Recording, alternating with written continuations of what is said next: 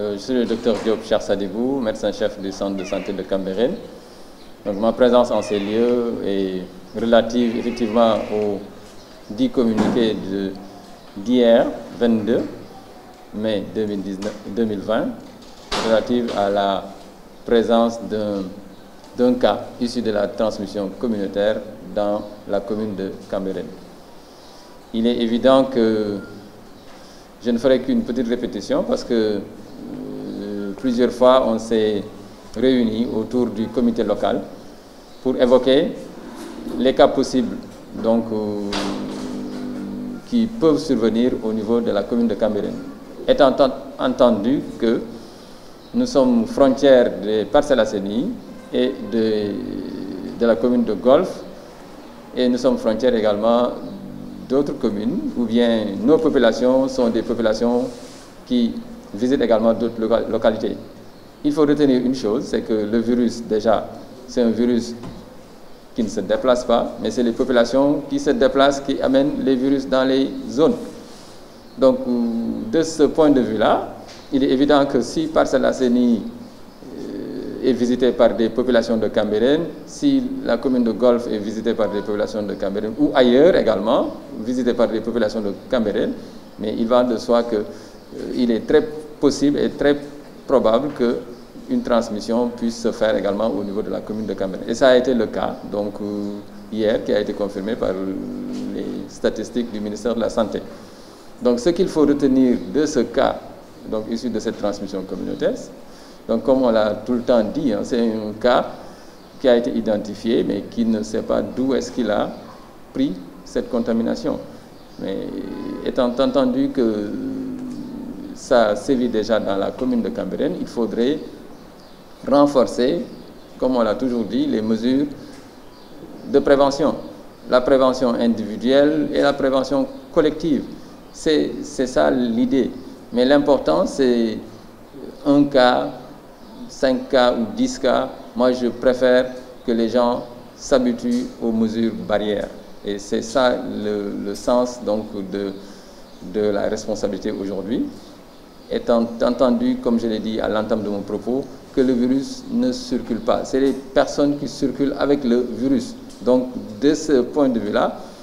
les gens n'ont qu'à éviter de trop circuler et de continuer à se préserver et à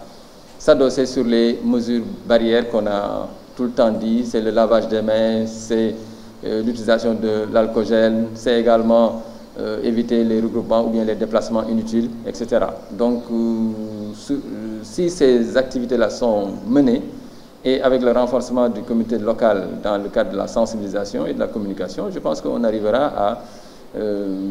éradiquer en fait ce virus-là qui sévit dans tout le Sénégal. Cambérène était exemple depuis lors, mais plusieurs fois on l'a répété et réitéré au niveau de la commune pour que les gens prennent leurs mesures et leurs dispositions en sachant que on n'est pas exclu, on n'est pas exempt d'une possible contamination. Et ça a été le cas. Je pense qu'il faudrait redoubler d'efforts, faire de telle sorte que ce cas issu de la transmission communautaire, s'estompe, qu'il n'y ait pas d'autres personnes contaminées dans la commune. Et c'est le sens du combat du comité local de lutte Covid-19 aujourd'hui. Donc, retenir que ce cas, comme nous tous nous l'avons entendu au niveau des statistiques du ministère de la Santé, donc existe bel et bien, il est dans la commune de Cambérène. Et ce cas a fait l'objet d'une identification, d'une prise en charge, comme tous les cas qui sont observés au niveau du Sénégal. Et cela ne s'exclut pas également pour Cambérène. Alors maintenant, qu'est-ce qu'il faut faire? C'est là la question et c'est là le sens du combat du comité local de lutte Covid-19 installé depuis lors et qui fait un travail extrêmement important. Et nous avons les résultats, hein. Donc nous avons vu par rapport à l'ensemble des activités qui se mènent au niveau de la commune, avec le comité, avec les dynamiques de quartier, avec la sensibilisation. Mais moi je reste encore avec mon mais, parce que simplement les populations commencent à se lâcher, commencent à relâcher, à se lasser et ce n'est pas bon. Vous marchez dans la rue, vous voyez qu'il y a des personnes qui ne portent pas de masque, vous voyez que les attroupements, il y a quelques attroupements à quelques coins de rue,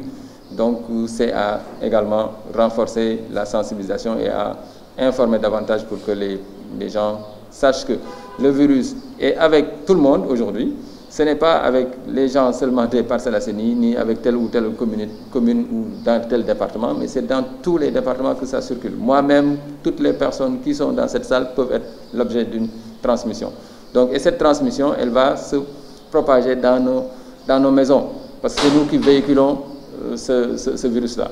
Le véhicule privilégié des virus, c'est les personnes. Donc, et il faudrait qu'on fasse attention, surtout avec les populations jeunes, que ces populations sachent que quand vous prenez le virus dehors, vous l'amenez chez vous, vous contaminez et votre papa, et votre maman, et votre grand-père ou votre grand-mère. Et vous contaminez également les enfants qui sont à la maison. Et ça, c'est un lourd fardeau. Donc, moralement, il faudrait que les jeunes de Cambérène sachent cette responsabilité qu'ils ont. Et ne pas se dire que nous ne l'avons pas, ou bien que nous n'avons pas les signes. Donc, ça également, c'est un réflexe que les gens ont et qu'il faut bannir. Il faudrait se retrouver autour d'une responsabilité à la fois des jeunes, des femmes, des enfants, des personnes âgées et de toutes les autorités donc, de Cambérène pour qu'on sache effectivement que le virus est encore là et il faut le combattre et on a les moyens de le combattre et il faudrait qu'on renforce cette sensibilisation. Voilà. Merci. Merci. Bon. Alors, man le docteur Diop Cheikh Sadibou donc ñëw tey jii ci daje bi ñu def ci comité local Covid-19 bi pour waxtaan surtout ak waa Cambérène que feebar bi ñuy nemmeeku woon depuis lors ci Sénégal ñu doon aar suñu bopp waa Cambérène ba dara lu fi am donc am na benn cas boo xamee ni nemmeeku nañ ko ci biir Cambérène te biñ ko fi nemmeekoo ci biir Cambérène naam ñu bari ñu ngi laajte fan la am ak fan la am mais loolu amul importance li am importance mooy que ñu xam ni am na ci Cambérène comme ni ma ko daan yàgg a waxee ci sama ay yeneen ay waxtaan yi ma daan def ak journalistes yi donc ñi leen ku dend ak waa parcelle am ko nga dend ak waa golf am ko wala nga dend ak géejawaay am ko te ñun suñu population yi ñoom ñooy jógee Cambérène dem géejawaay dem parcelle dem golf donc mën na am bu ko fa demee bu ko fa jëlee mën na ko indi biir Cambérène parce que virus bi du jógee dox géejawaay wala parcelle ñëw ba biir Cambérène non nit ñi ñooy dem foofu jële ko fa indi ko fi donc loolu mooy problème bi donc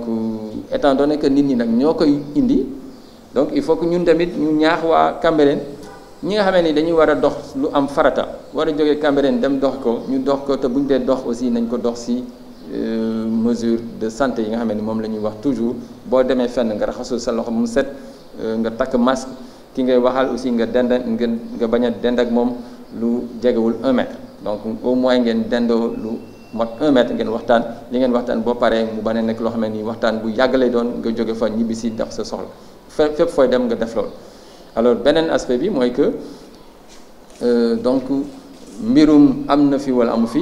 loolu duñ ko nemmeeku parce que statistique bu ministère de la santé la donc ñoom ñoo koy joxe bi ñu ko joxe aussi ñun xam nañ ni am na effectivement benn cas boo xam ne ni am na si biir Cambérène li ñu war nag mooy ñu dalal xelu waa Cambérène effectivement comme ni ñu leen daan dalalee depuis feebar bi mu amee fii ñu xam ni feebar bi malgré am na fi mais ñu ngi aussi ay moyens pour lutter contre loolu li ñu koy def mooy lan mooy que nit ñi gën a xam ni war nañu taxaw ci seen bopp taxaw ci seen waa kër ndaxte xale bu génn aussi walla mag bu génn dem ci beneen gox jële ko fa indi ko fi boo ko indee da ngay lor sa bopp di nga mën a lor sa papa di nga mën a lor sa yaay walla sa maam bi nekk ci biir kër gi walla xale bu ndaw bu nekk ci kër gi am feebar boo xamee ni mën na ko lor donc surtout loolu ñu gën ci insister parce que nag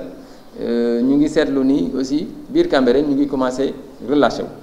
donc dafa mel ne dañu commencer ba ñu waxee ni ba léegi Cambérène amul cas dañu commencé woon bàyyi ak seen loxo alors que loolu dafa waroon tax ñu gën a yokk seen loxo ci wàllu xeex feebar bi da ngay dox léegi di gis ni nit ñi duñu sol masque walla ngay dox léegi ci ñetti koñ bu nekk nga gis ñu am ñu fa dajaloo toog fa te loolu aussi du loo xam ni njariñ la si wàllu feebar bi boole si tamit génn beeg dugg bi donc génn beeg dugg bi aussi bu dee da nga koy def si loo xam ni am na njariñ nga def ko bu dee amul njariñ nag nga toog si kër gi vraiment nga préserver à la fois sa waa kër mais aussi préserver aussi communauté bi parce que transmission communautaire ñun ñëpp muy man ak muy Mame Libasse mi toog ak Doudou Sarr ak journalistes yeeg ñëpp mooy que mën nañ ko am donc koo xamee nag mën nga ko am te feebar bi mën na bañ a génn si sa yaram mais bu dalee si keneen si lay feebar bi di aggravé wu parce que bu dalee si koo xamee ni dafa amee beneen feebar boo xamee ni dafa grave loolu ñu firnde ko si ay statistiques yoo xamee ni gis nañ ko bu dee loolu dafa dal si koo xamee ni dafa am feebar bi mën na ko indil gàllankoor te loolu tamit dañ ko war a moytu surtout population jeune bi man surtout moom lay gën a insister parce que ñoom la ñuy gis ñuy nekk si tali yi ñoom la ñuy gis ñuy dégg si oto yi ñoom la ñuy gis ñuy dem ak dikk donc dañ ko moytu ndaxte bu ñu bëggee moytu feebar bi tamit il faut ñu moytu di génn lu bari di dox lu bari di jaabante lu bari voilà donc loolu daal amoon lu ma si doon wax di gën a ñaax nit ñi mais di leen dalal aussi si seen xel wax leen ni malgré que am na benn cas mais ñu ngi continuer ak comité lutte Covid 19 bi pour que feebar bi bañ fi wasaaroo bañ fi law donc loolu vraiment ñu ngi si taxaw et puis di si taxaw ak autorité yëpp muy autorité muy maire bi muy autorité religieuse yi muy délégué de quartier yi ak ñëpp a ngi si xeex bi vraiment te ñu ngi koy seetlu aussi si comité local bi ak action yi nga xam ne ñu ngi koy mëne chaque dimanche li ñuy tuddee dynamique de quartier vraiment am na solo lool mais ñu gën ko yokk gën ko dooleel incha allah. waaw merci. jërëjëf. Mame Libasse Diop conseiller municipal directeur du centre socio-culturel de Cambérène maa ngi jël kàddu ci turu Mame Amadou Samba nga xam ne mooy maire commune bi dafa nekk ci ay yitte mais ma waroon teew fii kàddu yi may yëkkati nag maa ngi koy jëmale askan wi yëpp di ko jaarale ci comité bi nga xamante ni ñoom ñooy saytu wàllu feebar bi ci dëkk bi di leen remercier di leen encourager ci liggéey bu metti bi ñu nekkee di ñaan yàlla defal leen ci jàmm ak ndam di wax ni maa ngi jëlaat engagement pour renforcer moyens yi nga xamante ni war naa ko apporter pour mu jëm ci comité bi maire loolu mooy ay kàddoom yi mu xamante ni wax na ko ak comité bi démb te def naa ni incha allah dina ko def pour jàppale comité bi bu baax a baax ma ci profité ci turu maire di remercier docteur Diop ci liggéey bu am solo bu metti bi ñu nekkee amatuñu vie de famille mais li ma ciy dolli rek di ko terminer mooy jëmale ko ci askan bi mooy que ni l'heure est grave seetlu nañu saa yu ñu xëyee rek nombre de cas yi muy gën a yokk ci réew mi te it Cambérène bi nga xamante ni muccoon na ci commencé nañu am ay cas kon nañu jàpp déglu li docteur wax sànq xam ni mën nañ see bañ a mucc mais mën nañ ci mucc aussi bu fekkee ni respecté nañu recommandation yépp jëm ci mesure les barrières yi lépp loo xamante ni dañ koy tere ñu moytu ko ñuy raxas suñu loxo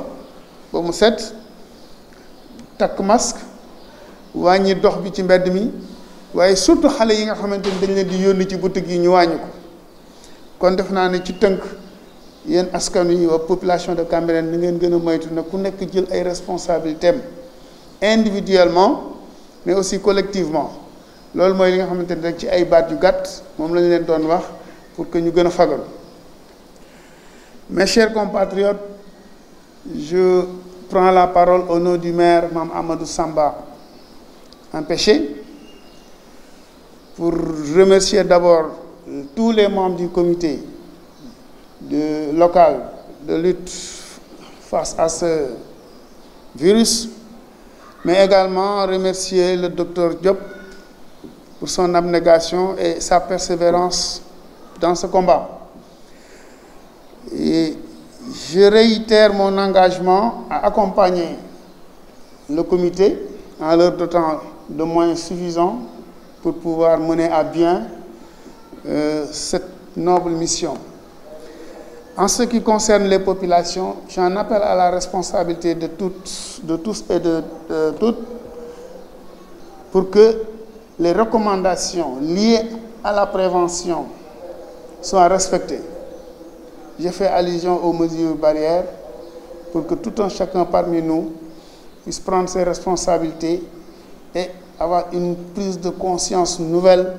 pour pouvoir faire face à la propagation de ce virus. S'il vous plaît, population de Cambérène, portez vos masques. S'il vous plaît, limitez vos déplacements. S'il vous plaît, sensibilisez davantage les familles. Évitez les rassemblements inutiles.